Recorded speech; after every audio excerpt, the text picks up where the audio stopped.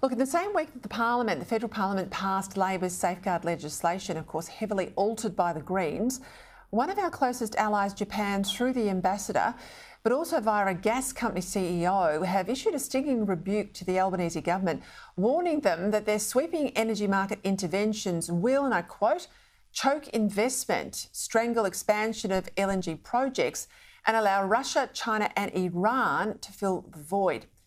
And it's not just gas, of course. Australia's biggest producers now face a carbon offset bill of anywhere between $2 and $9 billion by 2030.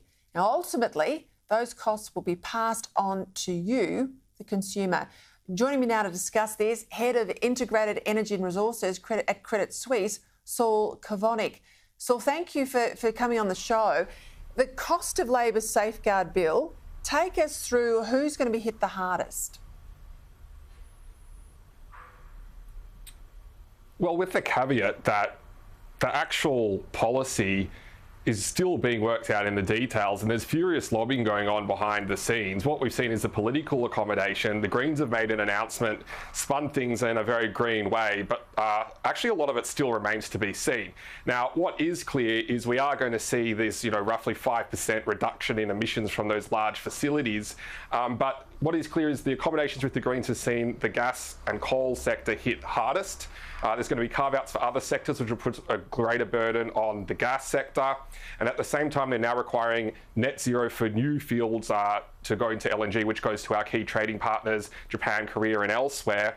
And they're going to be hit first for requiring essentially a net zero outcome from the very beginning. And this is retrospectively applied to projects which have already seemed to be approved. And that's now further scuttled Australia's reputation as reliable investment destinations to our key allies and trading partners in the region.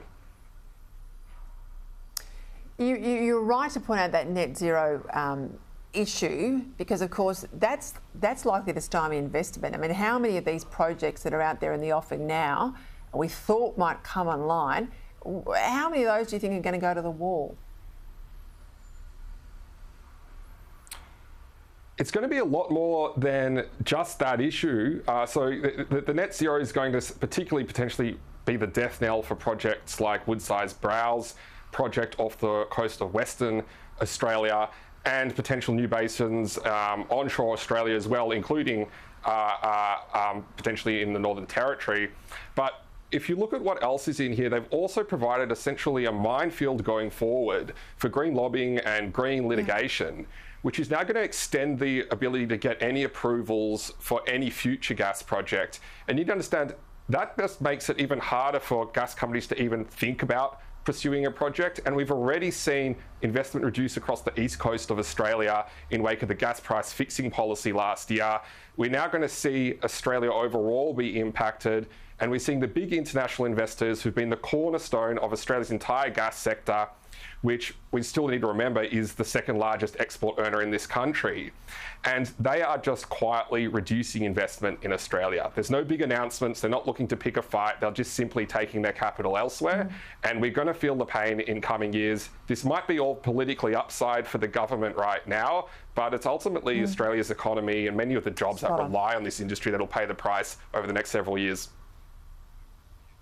Saul, I have to leave it there. I'm out of time, but very, very sound commentary. Thank you for your time.